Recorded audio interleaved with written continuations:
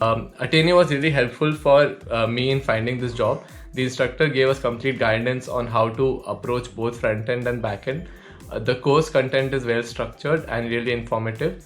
The coding challenges and assignment really helped me in practicing my coding skills and making me ready for a job.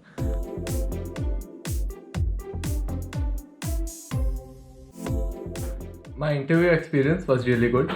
There were 3 rounds. In the first round, I was asked about my experience in programming and general questions about JavaScript.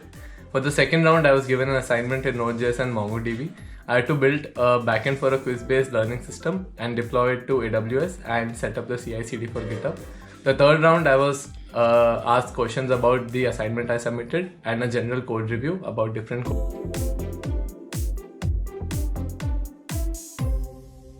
My advice to anyone who is searching for jobs is to keep trying and apply to as many companies as possible.